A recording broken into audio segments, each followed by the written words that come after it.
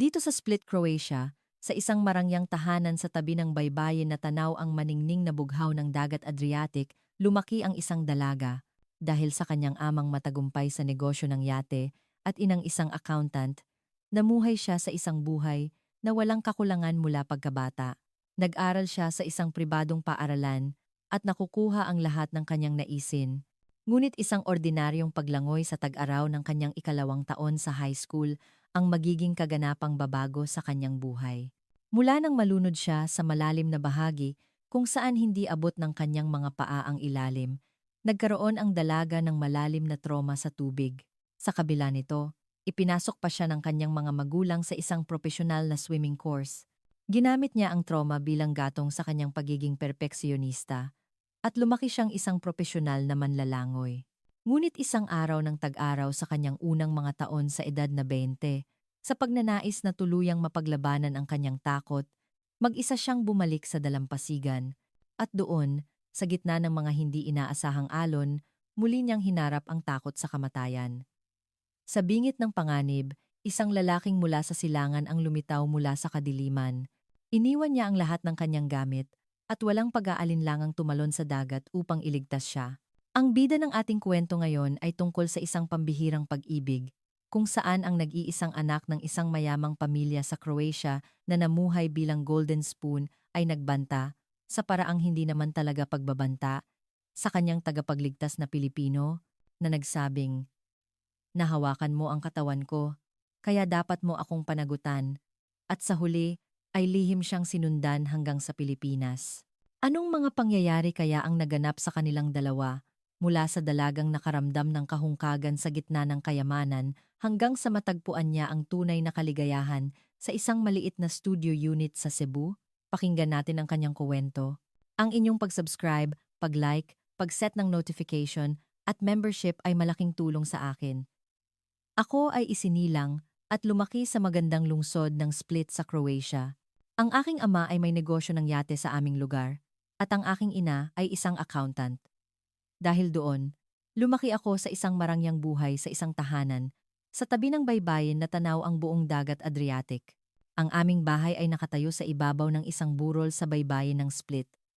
Isa itong tatlong palapag na puting mansyon, at kapag tumayo ka sa balkonahe, walang katapusang bughaw ng Adriatic ang iyong makikita. Tuwing umaga, sa pagbukas ko ng bintana, ang amoy ng dagat at huni ng mga gulls ang bumabati sa akin. Ang tanawing iyon ay napakapamilyar at parang isang bagay na karaniwan na lamang para sa akin. Mula pagkabata, nag-aral ako sa isang pribadong paaralan. Ito ang pinakaprestihiyosong paaralan sa Split.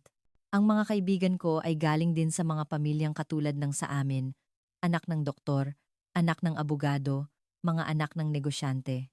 Namuhay kami na tila ba iyon ang normal na kalagayan. Pagkatapos ng klase, mayroon akong ballet lessons. Tuwing weekend, may piano lessons ako. At tuwing tag-araw, nagbabakasyon kami sa Italy o France. Halos lahat ng hilingin ko ay ibinibigay ng aking mga magulang. Kapag kailangan ko ng bagong damit, pumupunta kami sa mall at pinipili ko kung ano ang gusto ko. Ang mga birthday party ng kaibigan ko ay laging ginaganap sa mga nirentahang restaurant. Ang yate ng aking ama ay laging nakaangkla sa marina. Isa itong magandang yate na may puting katawan at asul na mga guhit. Tuwing weekend, lumalabas kami sa dagat sakay ng yate. Si Papa ang nagmamaneho at si Mama naman ang naghahanda ng mga sandwich. Ako ay nakahiga sa deck, nagpapaaraw habang nagbabasa ng libro. "Ivana, tanghalian na," tawag ni Mama, at tatayo ako mula sa deck at papasok sa kabin. Sa mesa, puno ito ng sariwang salad, sandwich, at mga prutas. Kumakain kami sa gitna ng dagat habang nagkukuwentuhan tungkol sa mga nangyari sa loob ng isang linggo. Ngunit isang araw, nasira ang mapayapang takbo ng buhay na iyon. Summer vacation iyon ng ikalawang taon ko sa high school. Gaya ng dati, kasama ko ang aking mga kaibigan at matagal na rin kaming hindi nakakapunta sa dalampasigan para maligo. Gabi na kaya karamihan ng mga tao ay nagsiuwian na. Napakainit ng araw na iyon. Pagdating namin sa beach, papalubog na ang araw, ngunit ramdam pa rin ang init. Lahat ng kaibigan ko ay masayang masaya. Ivana, bilis! Ang lamig ng tubig. Sigaw ng kaibigan kong si Marta. Inilatag ko ang aking beach towel sa buhangin at sumunod sa kanila papunta sa dagat. Hanggang sa bukong-bukong pa lang ang tubig, ayos lang. Hanggang sa tuhod, masaya pa rin. Naghahabulan kami sa tubig, nagtatawanan at nagkukulitan. Punta tayo doon, turo ng kaibigan kong si Ana, sa mas malalim na bahagi. Walang pag-iisip, pumunta kami roon. Paunti-unti, palalim ng palalim. Hanggang sa mga sandaling iyon, hindi pa ako natututong lumangoy ng maayos. Lumaki akong protektado sa loob ng aming bakuran at inisip kong matututunan ko rin ang paglangoy kapag nasa kolehiyo na ako. Mas interesado rin ang mga magulang ko sa mga sining tulad ng ballet o piano kaysa sa paglangoy. Kahit na nakatira kami malapit sa dagat, hindi ako marunong lumangoy. Bigla, hindi na sumayad ang dulo ng mga paa ko sa ilalim. Noong una, akala ko ay biro lang, ngunit kahit anong pag-abot ng paa ko, wala akong maramdamang sahig. Doon, nagsimulang pumasok ang takot. Tulong, sumigaw ako. Ngunit halos hindi lumabas ang boses ko. Habang nagkakawag-kawag ako sa tubig, akala ko ay mamamatay na ako. Pumasok ang tubig sa ilong at bibig ko, at hindi ako makahinga. Iginagalaw ko ang aking mga braso at binti, ngunit parang lalo lang akong lumulubog. Naging malabo ang paningin ko, at may umuugong sa aking mga tainga. Binalot ng takot ang buong katawan ko. Ito na ba ang katapusan ko? Pumasok sa isip ko, parang unti-unting dumidilim ang paligid, at nawawalan na ako ng lakas. Bigla, may humawak sa kamay ko. Ang kaibigan kong si Marta. Mabilis siyang nakaisip at hinawakan ang kamay ng iba pa naming kaibigan para gumawa ng human chain. Ivana, hawakan mo ang kamay ko, sigaw ni Marta. Buong lakas kong hinawakan ang kanyang kamay. Nagtulungan ang mga kaibigan ko para hilahin ako. Dahan-dahan, papunta sa mababaw na bahagi. Nang sumayad ang dulo ng mga paa ko sa ilalim, nakahinga ako ng maluwag. Nang makarating ako sa lupa, nanginginig ang buong katawan ko. Napaupo ako sa buhangin at umubo. Iniluwa ko ang tubig at humihingal. Tinatapik ng mga kaibigan ko ang likod ko at tinatanong kung ayos lang ako pero hindi ako makasagot. Umiyak na lang ako dahil sa ginhawang naramdaman ko na buhay pa ako. Ivana, sorry talaga.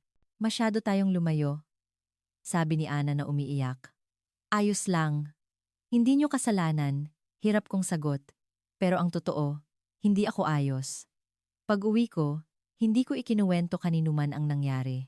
Naisip kong mag-aalala lang ang mga magulang ko. Ngunit ng gabing iyon, nagsimula ang mga bangungot. Sa panaginip, palagi akong nalulunod.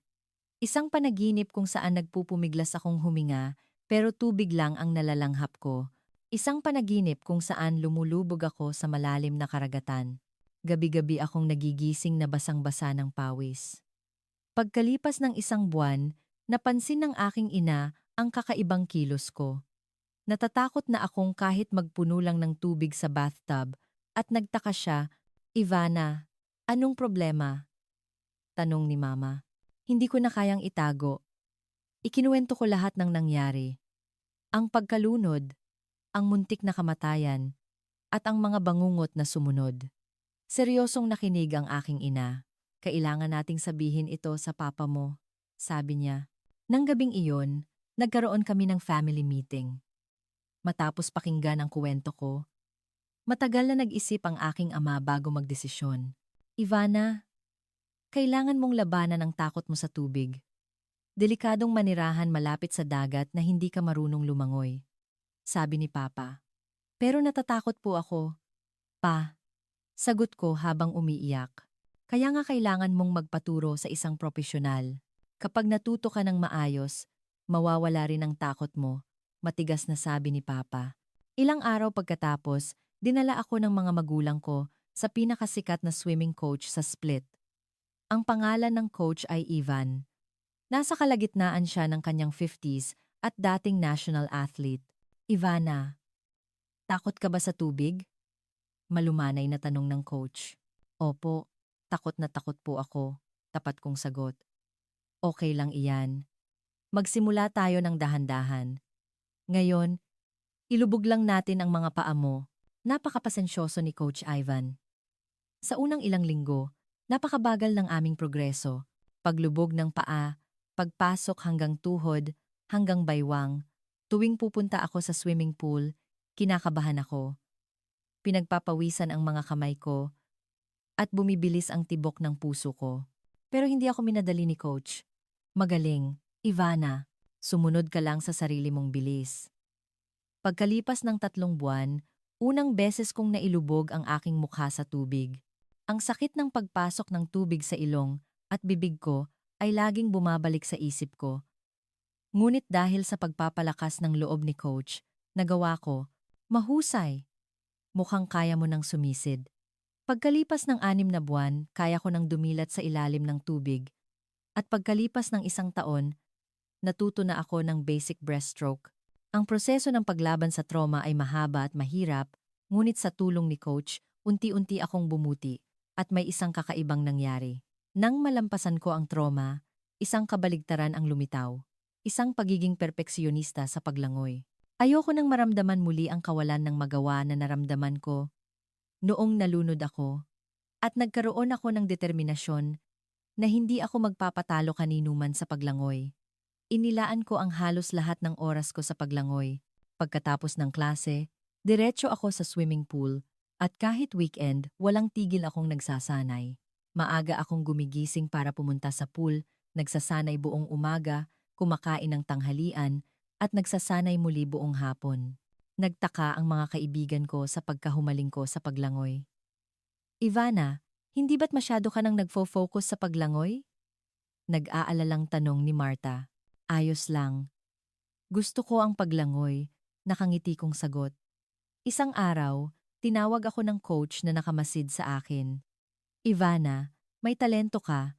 Naisip mo na bang gawing propesyon ang paglangoy? Propesyon po? Tanong ko. Oo, sumali sa mga kompetisyon. May kilala akong coach, dating national athlete. Ipapakilala kita sa kanya. Iyon ang alok ni coach. Hindi ako nag-isip ng matagal. Opo, gusto ko po. At ganoon ko nakilala ang dating national athlete coach.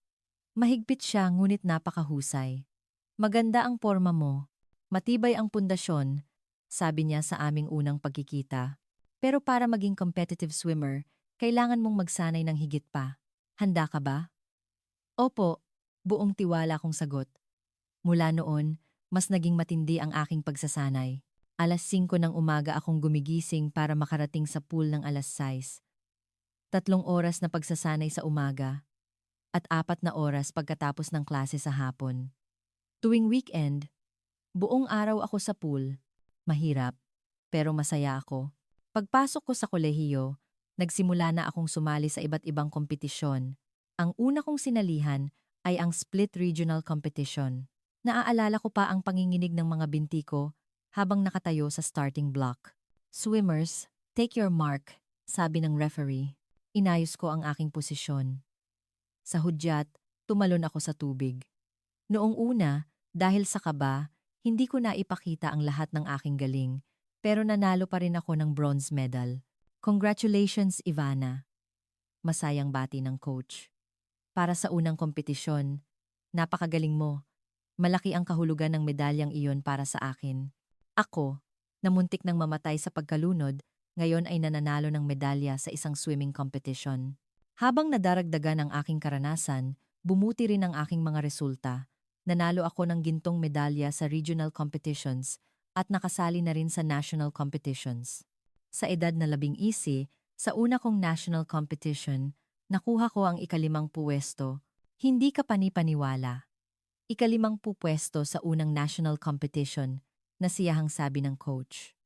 Ipinagmamalaki ng mga magulang ko ang aking pag-unlad bilang isang swimmer. Laging nanonood si Papa sa bawat laban ko. At pagkatapos, yayakapin niya ako at sasabihing, "Ang galing mo, anak." Si Mama naman ang maingat na nag-aasikaso sa aking nutrisyon at physical condition. Ivana, kailangan mo ng sapat na protina, paalala niya.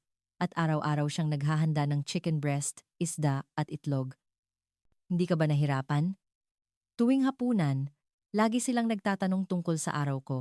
Namangha rin ang mga kaibigan ko na isa na akong profesional na atleta. Ivana, nakita kita sa TV. Ang galing mo, sabi ni Marta. Naku, local news lang iyon. Mapagkumbaba akong sagot. Pero sa loob-loob ko, masaya ako. Sa edad na 18, napili ako bilang kandidato para sa Croatian Youth National Team. Nagsanay ako kasama ang mga pinakamahuhusay na batang manlalangoy mula sa buong bansa. Doon, mas lalo akong na-inspire. Makinig kayo. Pumito ang national team coach. Endurance training tayo ngayon. Dolang kilometers. Non-stop. Mahirap na training. Pero kinagat ko ang labi ko at tinapos ito. Sa edad na 15, unang beses akong sumali sa isang international competition. Ito ang Balkan Peninsula Youth Swimming Championship na ginanap sa Slovenia. Dahil ito ang una kong international competition bilang kinatawan ng Croatia, sobrang kaba ko. Ivana, relax. Kaya mo iyan. Sabi ng coach habang tinatapik ang balikat ko. Sa kompetisyong iyon, nanalo ako ng silver medal sa 200 meters freestyle. Habang nakatayo sa podium at tumutugtog ang aming pambansang awit, napaiyak ako. Sa unang mga taon ko sa edad na 20, kilala na ako sa mundo ng paglangoy sa Croatia. Nanalo na ako sa iba't ibang kompetisyon at may magagandang resulta. Ilang beses na rin akong na-interview sa lokal na pahayagan ng Split. Ivana, ang nagniningning na bituin ng paglangoy ng Split na may magandang kinabukasan. Napangiti ako habang binabasa ang headline. Ngunit sa isang sulok ng aking puso, nananatili ang alaala ng araw na iyon. Ang tag-araw ng aking 2 taon sa high school, ang araw na nalunod ako, ang dalampasigan sa Split na naging dahilan kung bakit ako nagsimulang lumangoy. Nagkaroon ako ng determinasyon na tunay na malampasan ang takot sa malalim na lugar na iyon. Kahit gaano kaganda ang record ko sa swimming pool, iba ang dagat, may alon, may agos, at may mga hindi inaasahang pangyayari. Naisip ko na ang tunay na paglalampas sa takot ay ang muling paglangoy doon. Iyon lang ang paraan para tuluyan akong makalaya. Dumating ang tag-araw. Sa edad na 22, buo na ang aking desisyon. Naramdaman kong kung hindi ko ito gagawin ngayon, hindi na ako kailanman lalangoy sa dagat. Isang gabi, habang pauwi mula sa training, nadaanan ko ang dalampasigang iyon. Ang eksaktong lugar kung saan ako nalunod 10 taon na ang nakalipas. Itinigil ko ang kotse at matagal na tinitigan ang dagat. Sa darating na weekend, pupunta ako. Bulong ko sa sarili. Biyernes ng gabi, sinadya kong piliin ang parehong oras kung kailan nangyari ang insidente. Naisip kong para tuluyang malampasan ang trauma, kailangan kong gawin ito sa parehong sitwasyon. Gabi na ng tag-araw. Mag-isa akong bumalik sa dalampasigan sa oras kung kailan nangyari ang insidente, bandang 7:00 ng gabi. Sinadya ko ang parehong oras. Pagbaba ko sa kotse, tiningnan ko ang paligid. Kaunti lang ang tao, karamihan ay nagsiuwian na.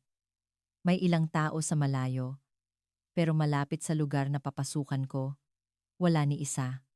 Kinuha ko ang aking swimsuit mula sa bag at nagbihis. Nakita ko sa salamin ang aking kinakabahang mukha. Ayos lang. Ivana, profesional ka ng manlalangoy. Kaya mo ito. Pinalakas ko ang aking loob. Inilapag ko ang aking bag at damit sa buhangin at dahan-dahang lumakad papunta sa tubig. Nang dumampi ang malamig na tubig sa dulo ng aking mga paa, bumilis ang tibok ng puso ko. Parang kusang nag-react ang katawan ko.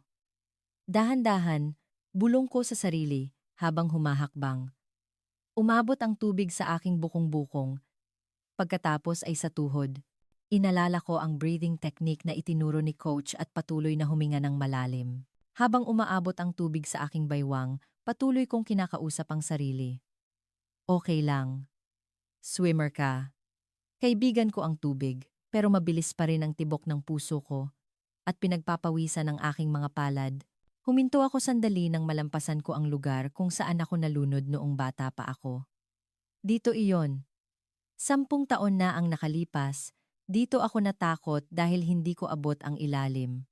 Malinaw na bumalik ang alaala. Hindi. Iba na ngayon. Iniling ko ang ulo ko para iwaksi ang isiping iyon. At buong tiwala akong nagsimulang lumangoy, papunta sa mas malalim na bahagi. Tulad ng pagsasanay ko sa pool, iginalaw ko ang aking mga braso at binti. Noong una, ayos lang, hindi gaanong naiiba sa pool. Dahil sa buoyancy ng dagat, mas madali pang ang lumutang. Unti-unti, nagkaroon ako ng kumpiyansa at lumayo pa. 20 metro, 30 metro, 50 metro. Palayo ng palayo sa dalampasigan. Tingnan mo, kaya mo pala. Masaya kong sabi sa sarili. Ang dagat na kinatakutan ko sa loob ng 10 taon, ngayon ay kaya ko nang languyin. Ngunit bigla, isang hindi inaasahang alon ang dumating. Hindi ito malaki, pero napakasama ng tiyempo. Eksakto sa sandaling hihinga sana ako, tinakpan ng alon ang mukha ko at pumasok ang tubig sa aking bibig at ilong. Keok! Umubo ako at iniluwa ang tubig. Pero sa sandaling iyon, kakaiba ang naging reaksyon ng katawan ko. Biglang bumalik ang alaala ng araw na iyon. Ang takot noong nalunod ako sa 2nd taon ng high school. Nagpanik ako. Sa isip ko, alam kong ayos lang, pero hindi sumusunod ang katawan ko. Bumilis ang aking paghinga at parang sasabog ang puso ko. Kalma, Ivana. Swimmer ka, sinabi ko sa sarili, pero walang epekto. Sa sobrang paggamit ko ng lakas sa aking mga paa, pinulikat ang kanang binti ko. Namimilipit ito sa matinding sakit. Ah! Napasigaw ako. Ngayon, talagang delikado na ang sitwasyon. Nagkakawag-kawag ako sa mas malalim na bahagi. Tulong! Sumigaw ako. Pero napakalayo ng mga tao para marinig ang sigaw ko. Parang palayo ng palayo ang dalampasigan at nawawalan na ako ng lakas. Umiinom ako ng tubig at umuubo habang patuloy na nagpupumiglas. Ang pride ko bilang isang profesional na atleta ay nawala na. Ang tanging nasa isip ko ay mabuhay. Nanlabo ang paningin ko at may umuugong sa aking mga tainga. Ganito ba ako mamamatay? Naisip ko, pagkatapos ng 10 taong pag-aaral lumangoy, para malampasan ang trauma, sa dagat din pala ako mamamatay? Napaka-ironic. At sa sandaling iyon, bigla, may sumigaw sa likod ko sa Ingles. Stay still. Isang boses na matatag at puno ng kumpiyansa. Tono ng utos, pero kakaiba, gumaan ang pakiramdam ko, at may matibay na humawak sa aking baywang mula sa likod. Isang malakas at siguradong hawak. Sinubukan kong kumapit sa kanya, pero sa isang profesional na galaw, pinigilan niya ako. Naka-rescue position siya. Isang braso niya ang nakayakap sa ilalim ng dibdib ko at ang isa naman ay malakas na sumasagwan. Sinusuong ang mga alon. Tumpak at mabilis ang kanyang mga galaw. Galaw ng isang taong sanay. Kahit na nagpapanik, nanatili pa rin ang isip ko bilang isang profesional na atleta, kaya in-relax ko ang aking katawan at nakipagtulungan sa kanyang pag-rescue. Naalala ko ang itinuro sa amin sa swimming training tungkol sa pagharap sa mga nalulunod. Hindi ako nagpumiglas at sinikap kong i-relax ang aking katawan. Habang hinihila niya ako palangoy, umiyak na lang ako dahil sa ginhawang naramdaman ko na ligtas na ako. Gaano katagal iyon? 1 minuto, 2 minuto. Nawalan ako ng pakiramdam sa oras. Naramdaman ko ang buhangin sa dulo ng aking mga paa at nakarating kami sa mababaw na bahagi. Okay na. Dahan-dahan tayong maglakad, sabi niya. Maingat niya akong binitawan at naglakad akong paika-ika papunta sa dalampasigan. Halos gumapang ako dahil sa panghihina ng aking mga binti. Nang mapaupo ako sa buhangin, iba't ibang emosyon ang bumuhos sa akin. Ginhawa, hiya, pasasalamat. Isang swimmer na nalunod. Hindi ko kayang iangat ang aking mukha. Yumuko na lang ako at paulit-ulit na nagpasalamat. Are you okay? May nasaktan ba sa'yo? Nag-aalala niyang tanong. Pero hindi ako makasagot. Sobrang hiya ko at nagmamadali kong kinuha ang aking bag para umuwi. Wait! Sigaw ng lalaki sa likod ko. Naiwan mo ito. Natigilan ako sa pagtakbo. Nang lumingon ako, nanigas ako. Hawak niya ang pang-itaas ng aking bikini. Sa sobrang pagkakawag-kawag ko sa tubig, hindi ko na malayang natanggal na pala ito. Sa sobrang gulat, tinakpan ko ang aking dibdib at tumakbo pabalik sa kanya. Habang pabalik, doon ko lang nakita ng maayos ang lalaking nagligtas sa akin. Isang Pilipino. Ang basang buhok niya ay nakadikit sa kanyang noo at ang damit niya ay basang-basa, tumutulo ang tubig. Mga 75 centimeters ang taas niya at matipuno ang katawan. Bakit ngayon mo lang sinabi? Hindi ko sinasadyang sumigaw sa kanya dahil kalalabas ko lang sa panic. Hindi ko kontrolado ang aking emosyon. Kinuha ko ang bikini top at tumalikod. Sorry, sabi niya. I'm really sorry. Ngayon ko lang din napansin. Tinawag kita para ibigay agad. Ang boses niya ay tila tunay na nagsisisi. Natigilan ako. Pinag-isipan ko sandali ang aking ginawa. Binastos ko ang taong nagligtas ng buhay ko. Muli akong lumingon at taos-pusong humingi ng tawad. Ako ang dapat humingi ng tawad. Nasa panic mode pa ako. Maraming salamat. Nabasag ang boses ko at hindi ko na natuloy ang sasabihin. Gusto ko na namang umiyak. Itinaas niya ang kanyang kamay na parang sinasabing okay lang. It's okay. Walang problema. May masakit ba sa'yo? Parang pinulikat ka kanina. Ang boses niya ay malambing. Ramdam ko ang tunay na pag-aalala. Okay na po ako. Maraming salamat talaga. Hindi ko alam kung paano ko mababayaran ang utang na loob ko sa iyo. Yumuko ako. Utang na loob. Ginawa ko lang ang tama, mapagkumbaba niyang sagot. Umuwi ka na muna at magpahinga. Kung may oras ka bukas, pwede ba tayong mag-lunch? Doon ko na lang tatanggapin ang pasasalamat mo. At ipinakilala niya ang sarili. Ako si Angelo Reyes, mula sa Pilipinas. Naglalakbay ako at napadaan lang sa Split. Naglalakad-lakad sa dalampasigan.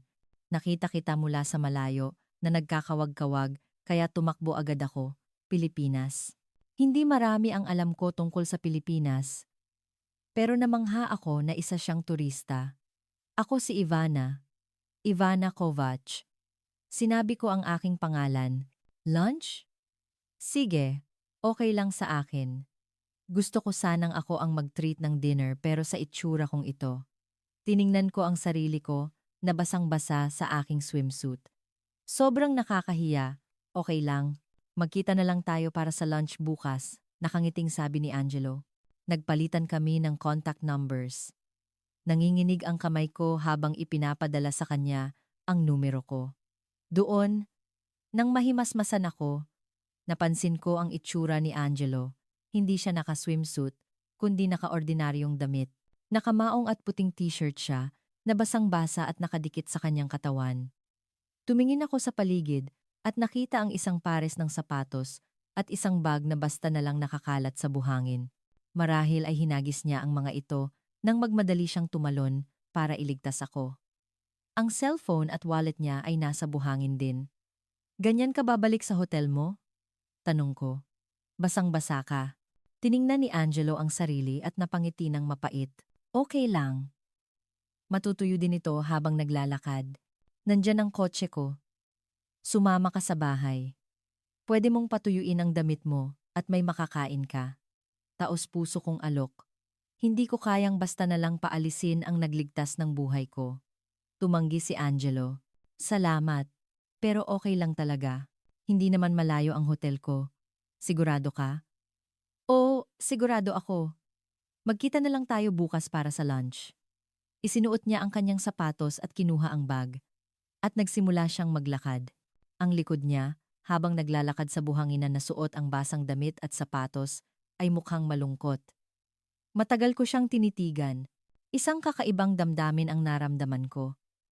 Bukod sa aking ama, wala pang nagprotekta sa akin ng ganito. Iniligtas ako ng mga kaibigan ko. Pero iyon ay dahil lahat kami ay nasa panganib. Ngunit si Angelo, isang taong hindi ko kilala, ay iniwan ang lahat ng gamit niya at tumalon sa dagat ng nakadamit para sa akin. Walang pag-aalinlangan. Parang instinct lang. Ang profesional na rescue technique niya ay kahanga-hanga. Ang paraan niya ng pagpapakalma sa akin at pagdadala sa akin sa ligtas na lugar ay tiyak na galing sa isang taong sinanay. Hindi iyon kayang gawin ng isang ordinaryong tao. Isang matatag na presensya. Iyon ang salitang pumasok sa isip ko. Ang aking ama ay ganoon para sa akin. Isang taong laging magpoprotekta sa akin anuman ang mangyari.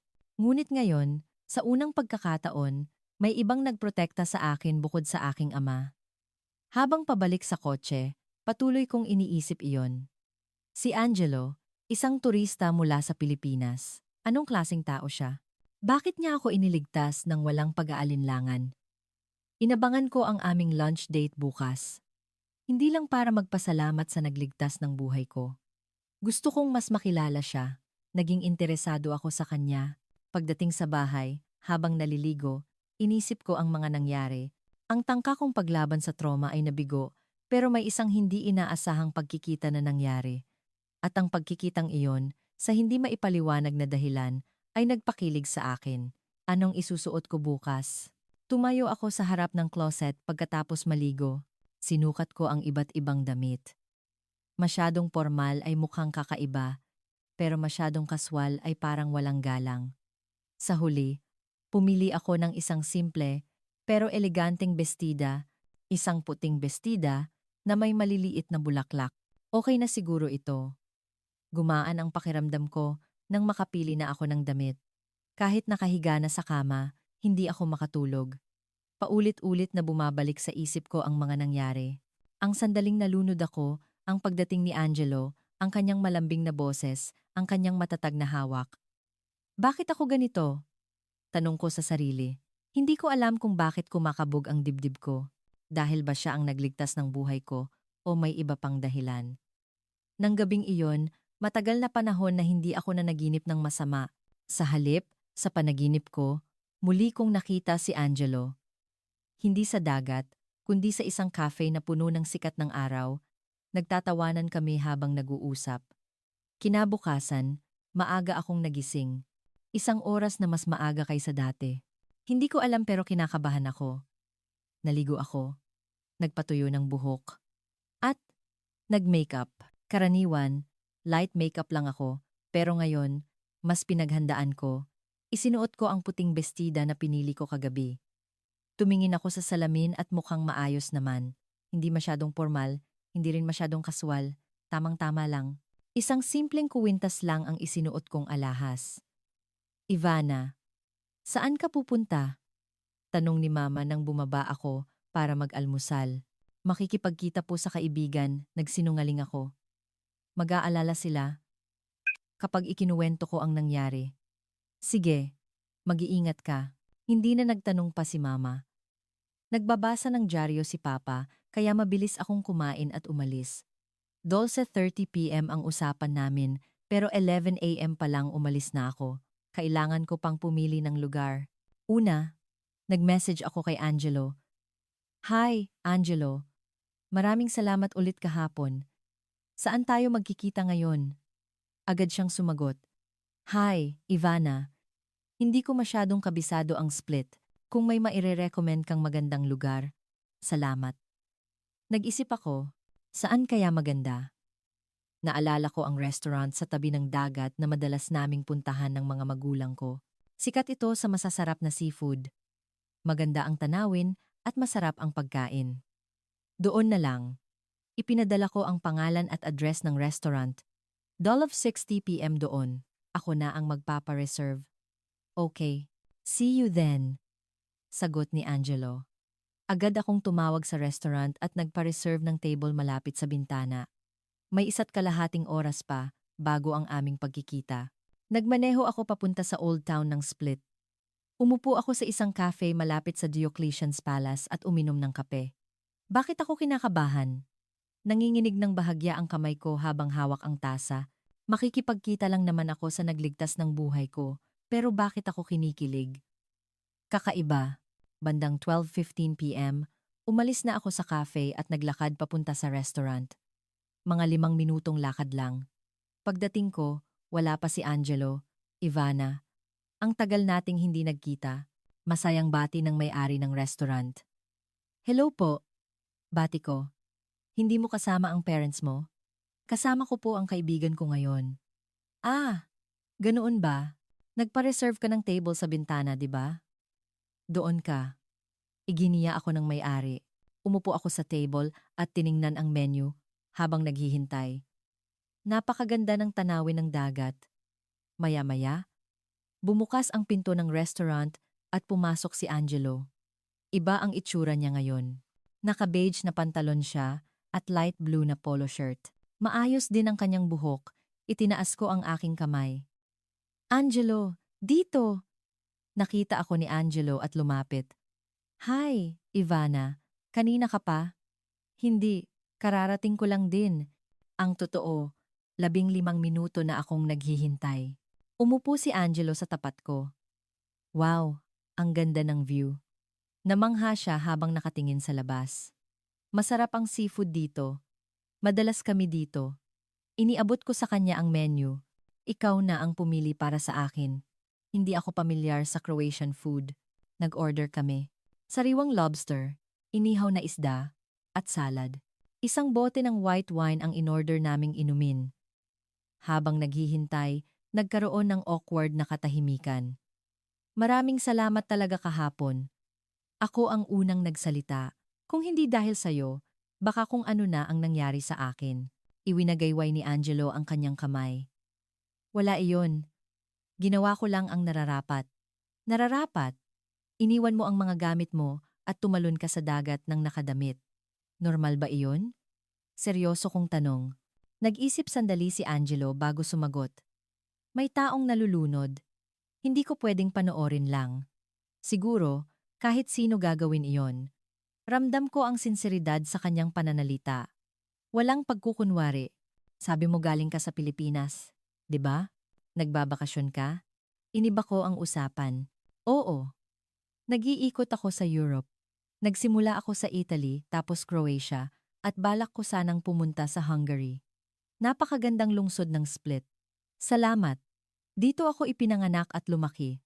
Ito ang hometown ko. Halata sa itsura pa lang na makasaysayan ang lungsod na ito. Nilakad ko ang Old Town kahapon. At sobrang humanga ako. Dumating ang pagkain. Ang mga umuusok na putahe ay inihain sa mesa. Enjoy your meal, sabi ko kay Angelo. Salamat sa pagkain, magalang niyang sagot. Habang kumakain, nagpatuloy ang aming usapan. Saan ka sa Pilipinas? Tanong ko. Sa Cebu. Isa itong port city sa timog ng Pilipinas. Katulad ng Split, malapit din ito sa dagat. Pangalawa ito sa pinakamalaking lungsod sa Pilipinas. May sikat na beach doon na tinatawag na Mactan. So, madalas kang lumangoy sa dagat? Tanong ko. Tumango si Angelo. Mula pagkabata, sa dagat na ako naglalaro. At noong nasa military ako, sa Philippine Coast Guard, doon ako natuto ng propesyonal na paglangoy. Philippine Coast Guard? Nagulat ako. Oo. Nag-serve ako sa isang district sa Cebu. Doon ko natutunan ang survival swimming at life-saving techniques. Marami rin kaming training sa pag-rescue ng mga tao sa dagat. Kaya pala napaka-professional ng pag-rescue mo sa akin kahapon. Naintindihan ko na. Sinunod mo lang ang training mo. Oo. Parang kusa na lang gumalaw ang katawan ko. Sanay na kasi. Ako rin. Aslanda. Nag-alinlangan ako sandali. Pero nagpasya akong maging tapat. Swimmer din ako. Nagulat si Angelo. Talaga? Pero bakit kahapon? Ikinuwento ko ang nangyari sa high school at ang mga sumunod, ang trauma sa pagkalunod, ang pag-aaral lumangoy, para malampasan ito, ang pagiging propesyonal na atleta, pero may takot pa rin sa dagat. Kahapon, sinubukan kong tuluyang labanan ang takot ko, pero nagpanik ulit ako. Ibang-iba talaga ang pool sa dagat, paliwanag ko. Seryosong nakinig si Angelo, hindi siya sumingit o humusga. Nakikinig lang siya. Naiintindihan ko. Hindi madaling mawala ang trauma, pero kahanga-hanga ang tapang mo. Mag-isa kang pumunta sa dagat na iyon, gumaan ang pakiramdam ko sa kanyang mga salita. Nakakahiya na isang swimmer ay nagpanik sa dagat, pero inintindi niya ako. Salamat. Medyo gumaan ang pakiramdam ko. Nagpatuloy ang aming kuwentuhan. Ikinuwento ni Angelo ang dagat sa Pilipinas, ang mga beach sa Cebu, at ako naman, ang mga isla ng Croatia at ang dagat Adriatic. Natural ang daloy ng aming usapan. Pagkatapos kumain, Uminom kami ng wine habang nag-uusap. Isang baso, dalawang baso, hanggang sa naubos ang isang bote. Medyo nahihilo na ako. Kumusta ang pagkain sa Pilipinas? Tanong ni Angelo. Hindi ko alam. Hindi pa ako nakakatikim. Kung makakapunta ka sa Pilipinas balang araw, ako ang magiging tour guide mo. Dadalhin kita sa mga masasarap na kainan sa Cebu. Tumama sa puso ko ang mga salitang iyon. Makakapunta kaya ako sa Pilipinas balang araw? Dahil siguro sa wine, uminit ang katawan ko at gumaan ang pakiramdam. Tiningnan ko si Angelo at medyo namumula ang kanyang mukha. Hindi namin namalayan ang oras. Mahigit 2:00 na ng hapon, kami na lang ang natira sa restaurant. Ang tagal na pala natin dito, sabi ni Angelo habang tinitingnan ang relo. Bigla, nagkaroon ako ng lakas ng loob. Nagpa siya akong itanong ang matagal ko nang gustong malaman. Angelo, magsabi ka ng totoo. Nakita mo ba ang katawan ko kahapon? Nabigla si Angelo at ibinaba ang baso. Hindi. Ano? Ah, hindi ko nakita. Promise. Pero hindi ako tumigil. Niyakap mo ako mula sa likod. At hawak mo pa ang bikini ko. Halos nakita mo na lahat. Hindi talaga. Nakafocus lang ako sa pag-rescue sa'yo, pagtatanggol ni Angelo. Pero itinaas ko ang aking baso, uminom, at pabirong sinabi. Kung ganoon, hindi ba't dapat mo akong panagutan? Ano? Panagutan? Nanlaki ang mga mata ni Angelo. Ipinatong ko ang siko ko sa mesa at diretsahang sinabi, habang nandito ka sa Croatia, makipag-date ka sa akin. Sandaling natahimik ang buong restaurant. Nakatingin lang sa akin si Angelo, hindi makapagsalita. Ivana, turista lang ako at alam ko. Pero kailan ka aalis? Mga 1 linggo pa siguro. Kung ganoon, sa loob ng 1 linggo na iyon, magkasama tayo. Pwede? Matagal na nag-isip si Angelo. Pagkatapos, dahan-dahan siyang tumango. Sige. Sa loob ng 1 linggo, magkasama tayo. Ngumiti ako ng malapad. Pagkatapos magbayad, lumabas kami ng restaurant. Saan ka pupunta ngayon? Tanong ko. Babalik na siguro sa hotel. Gusto mo bang? Nag-alinlangan ako. Pero tinuloy ko. Pumunta sa bahay? Wala ang mga magulang ko. Nasa ibang lungsod sila. Magkape ka muna. Nagulat si Angelo. Pero hindi siya tumanggi. Okay lang ba? Oo, okay lang.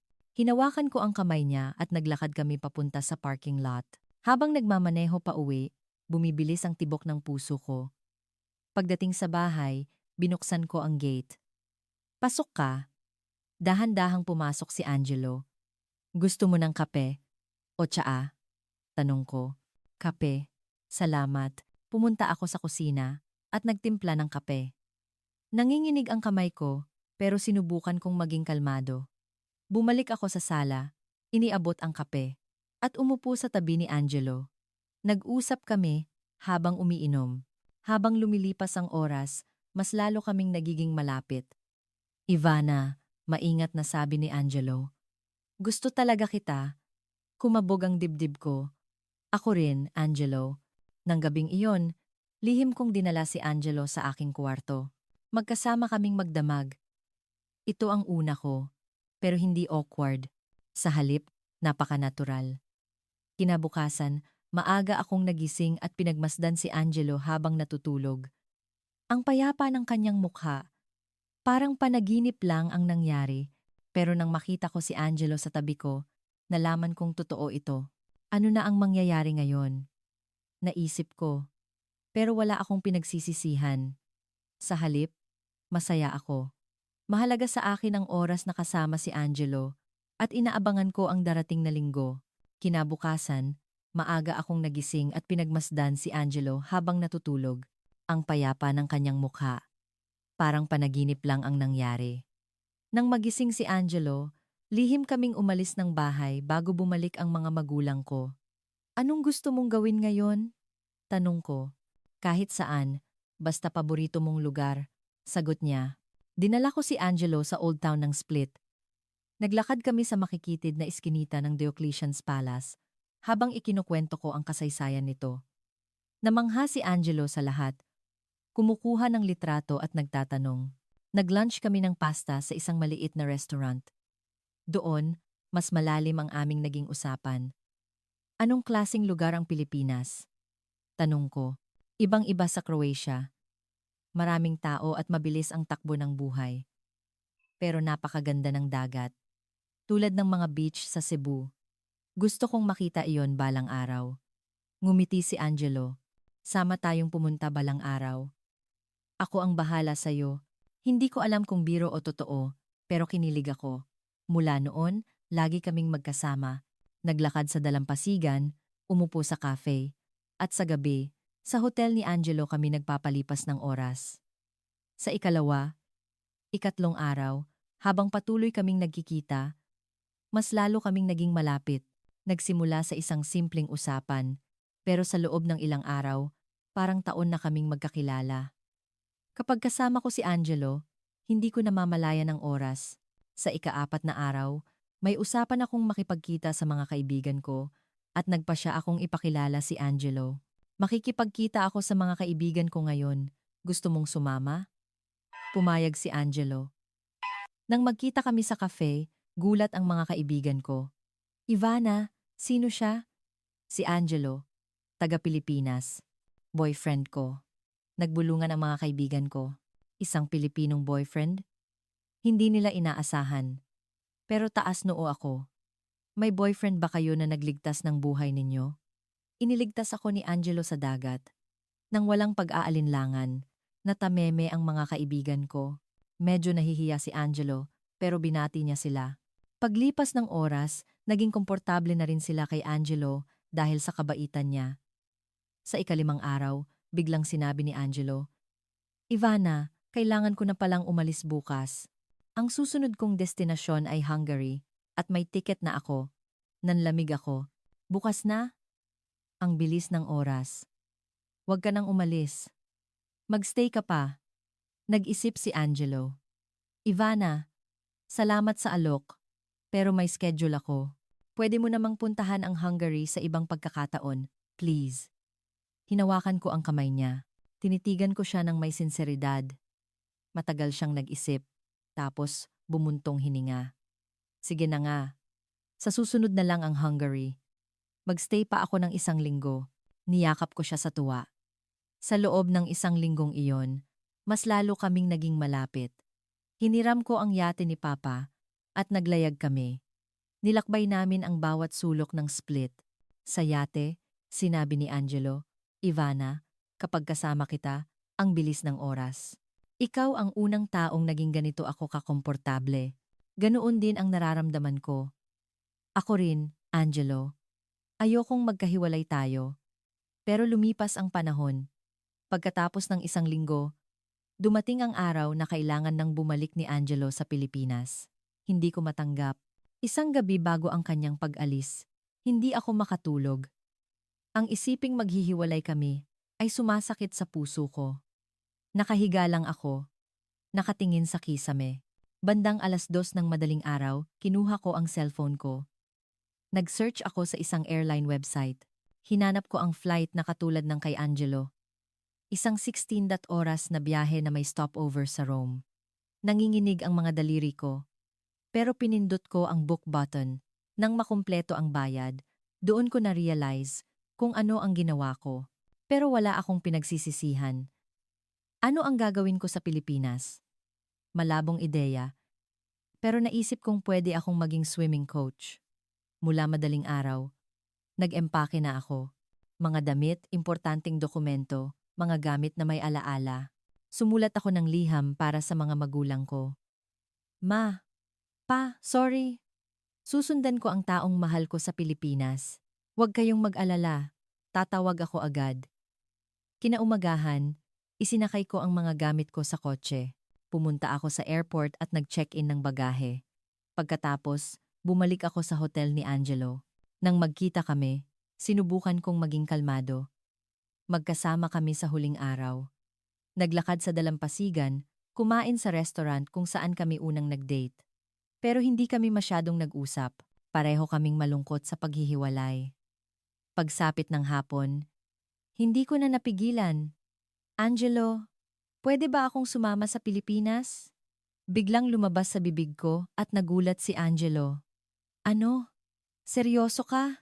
Oo. Gusto kong pumunta sa Pilipinas. Gusto kong makasama ka.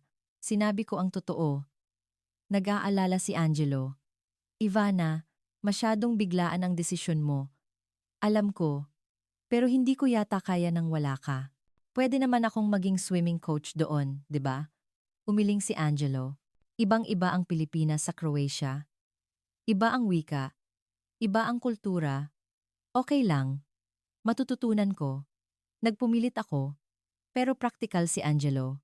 Ivana, profesional na atleta ka dito. Nandito ang pamilya mo. Hindi ako makasagot. Tama siya. Pero iba ang sinasabi ng puso ko. Mahal na mahal ko si Angelo. Gabi na at oras na para pumunta sa airport. Ihahatid ko siya. Sa kotse, tahimik kami. Pagdating sa Split Airport, pinipigilan ko ang luha ko. Habang kinukuha ni Angelo ang mga gamit niya, sinabi niya, Ivana, maraming salamat. Hinding-hindi ko makakalimutan ang mga araw na kasama kita. Ako rin. Hirap kong sagot. Niyakap ako ni Angelo. Mag-ingat ka. Maging masaya ka. Ikaw rin. Naghiwalay kami at nagkatinginan. Pinanood ko siyang pumasok sa departure area. Unti-unting lumiliit ang kanyang likod hanggang sa mawala. Matagal akong nakatayo doon. At dahan-dahan, tumalikod ako. Pero sa halip na umuwi, pumasok ulit ako sa airport para kunin ang nauna kong na-check-in na bagahe. Habang nasa check-in counter, hindi ako makapaniwala. Ginagawa ko ba talaga ito? Pero buo na ang desisyon ko. Hindi ko kayang isipin ang buhay na wala si Angelo. Habang papunta sa boarding gate, naisip ko ang mga magulang ko. Siguro binabasa na nila ang liham ko. Gaano kaya sila magugulat? Pero sana, maintindihan nila balang araw. Sumakay ako sa eroplano. Pag-upo ko, nakita ko ang tanawin ng Split. Ang lugar kung saan ako ipinanganak at lumaki.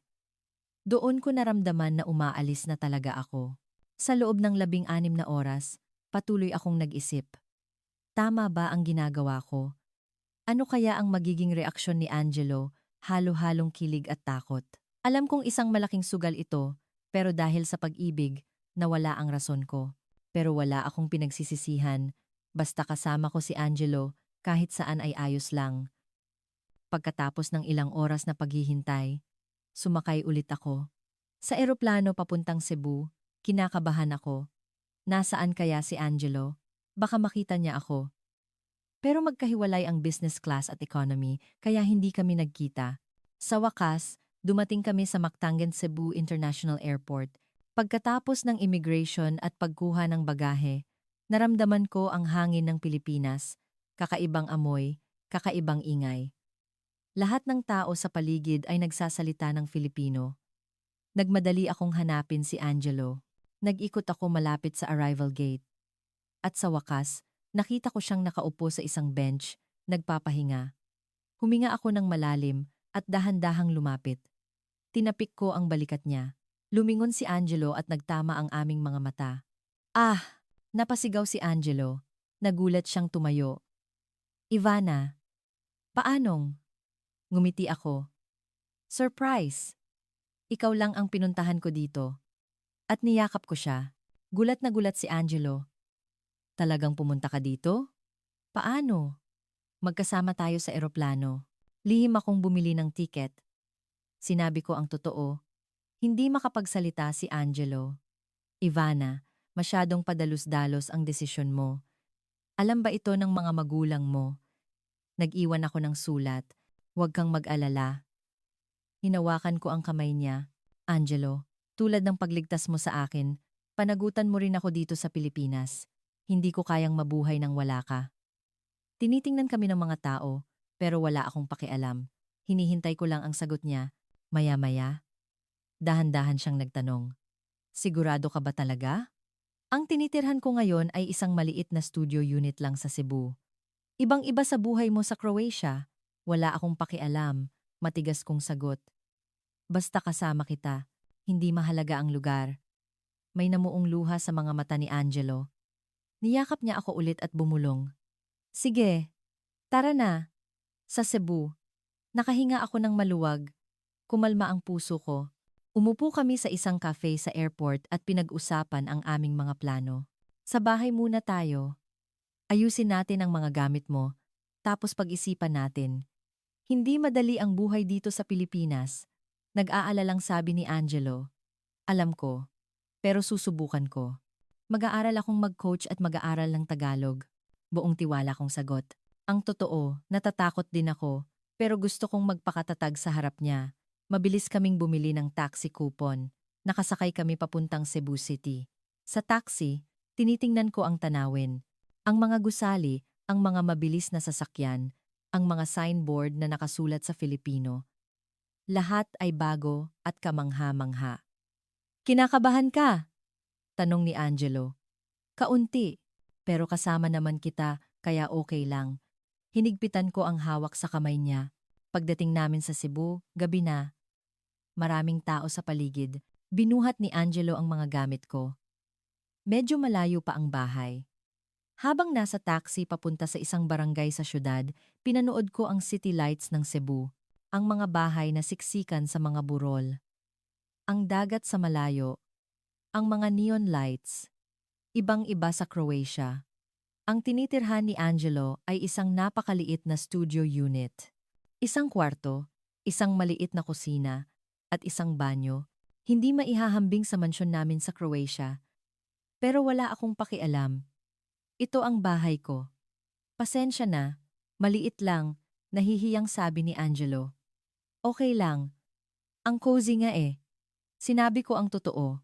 Unang gabi namin, naupo kami sa sahig at kumain ng instant pancit canton. Habang pinapanood ko siyang magluto, natawa ako. Ito ba ang Filipino food?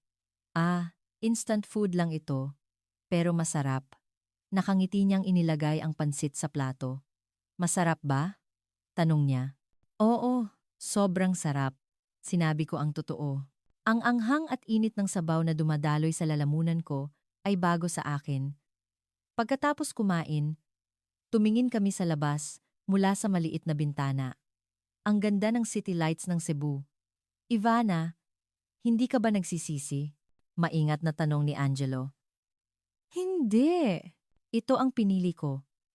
Matigas kong sagot. At isinandal ko ang ulo ko sa balikat niya. Nang gabing iyon, tinawagan ko ang mga magulang ko. Gaya ng inaasahan, galit si Papa. Ivana, umuwi ka na. Ano ba itong ginagawa mo? Pa, sorry. Pero mahal ko si Angelo. Dito ko gustong manirahan. Kinausap din ako ni Mama. Ivana, masyadong padalus-dalos ang desisyon mo. Anong gagawin mo dyan para mabuhay? Hahanap po ako ng paraan. Huwag kayong mag-alala. Sinubukan kong kumbinsihin sila. Mahaba ang aming usapan, pero hindi nila nabali ang desisyon ko. Pagkababa ng telepono, bumuntong hininga ako. Inakbayan ako ni Angelo. Mahirap, no, ang kumbinsihin sila. Okay lang, maiintindihan din nila balang araw. Nakangiti kong sagot. Nang gabing iyon, magkatabi kaming natulog sa maliit na kwarto. Hindi komportable, pero masaya. Kinabukasan, maaga akong nagising at tumingin sa labas. Sumisikat na ang araw sa Cebu. Isang bagong simula. Mula ngayon, hindi na ako si Ivana ng Croatia, kundi si Ivana na maninirahan sa Pilipinas. Ang unang buwan ko sa Pilipinas ay napakahirap. Hindi ako marunong ng wika kaya kahit simpleng komunikasyon ay mahirap. Hindi rin ako sanay sa pagkain. Kahit ang pagbili sa convenience store ay isang hamon. Isang araw, bibili sana ako ng gatas, pero yogurt ang nakuha ko. Hindi ako marunong magbasa ng Tagalog. Nalaman ko lang na mali ang nabili ko nang mainom ko na sa bahay. Araw-araw, may ganoong pangyayari. Pero dahil nandyan si Angelo, nakayanan ko. Araw-araw akong nag-aral ng Filipino. Pag-uwi niya galing trabaho, tinuturuan niya ako. Nung una, hindi ko pa mabasa ang alpabeto, pero pagkatapos ng ilang buwan, nakakapagsalita na ako ng simpleng pangungusap. Ba, be, bi, bo, bu. Araw-araw akong nagsasanay. Isinusulat ko sa notebook ang mga salita at inuulit-ulit. Ang sipag mo talaga, Ivana. Nakakabilib, puri ni Angelo. Pagkalipas ng 2 buwan, kaya ko nang bumuo ng simpleng pangungusap. Ako si Ivana. Galing ako sa Croatia. Medyo mali-mali pa ang bigkas ko, pero nakakapag-communicate na ako. At swerte, may dumating na oportunidad. Isang maliit na fashion model agency sa Cebu ang naghahanap ng foreign model. Nakita ni Angelo ang anunsyo at sinabi sa akin, Ivana, subukan mo ito. Sa itsura mo, siguradong pasok ka. Hindi ako sigurado, pero nag-apply ako. Ilang araw pagkatapos, tinawagan ako para sa interview. Sa araw ng interview, nanginginig ang mga kamay ko sa kaba.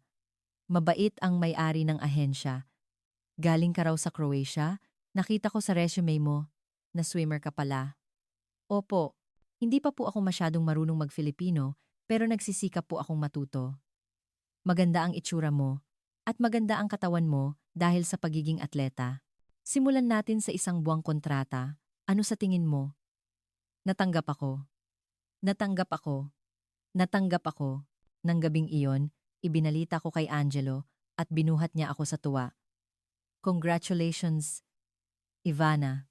May trabaho na ako. Hindi na ako aasa sa'yo. Habang nagtatrabaho, unti-unti akong nasanay sa buhay sa Pilipinas. Mababait ang mga katrabaho ko at masaya ang trabaho. Nagsimula ako sa maliliit na photoshoot para sa mga online shop, pero di nagtagal, nakasama na ako sa mas malalaking proyekto. Ate Ivana, gusto mo bang rumampa sa Cebu Fashion Week ngayong weekend? Tanong ng isang kasamahan ko. Talaga? Ako, rarampa? Nagulat kong tanong. Higit sa lahat, ipinagmamalaki ko na kaya kong kumita ng sarili kong pera. Sa Croatia, laging pera ng mga magulang ko ang ginagastos ko, pero dito, sarili kong pera. Hindi nyo alam kung gaano kasaya iyon. Pagkalipas ng 6 na buwan, nang gabing iyon, naglalakad kami sa isang beach sa Mactan. Palubog na ang araw at kulay kahel ang kalangitan. Biglang lumuhod si Angelo. Langse, Ivana, will you marry me? Sabi niya habang iniaabot ang isang maliit na singsing. Umiiyak akong sumagot, of course. Nagpalakpakan ang mga tao sa paligid. Niyakap ko si Angelo sa sobrang saya. I love you, Angelo. I love you too, Ivana. Nagpa-civil wedding muna kami. Sa City Hall, habang pinipirmahan ang mga dokumento, kinakabahan ako. Opisyal na akong asawa ni Angelo at sinimulan ko ang proseso ng naturalization. Naghanda ako ng mga dokumento, nag-interview, at kumuha ng exam. Pinakamahirap ang Filipino language test, pero nag-aral akong mabuti at nakapasa. Ano ang kabisera ng Pilipinas? Maynila po. Ano ang kahulugan ng watawat ng Pilipinas? Sinagot ko lahat, tumango at ngumiti ang interviewer.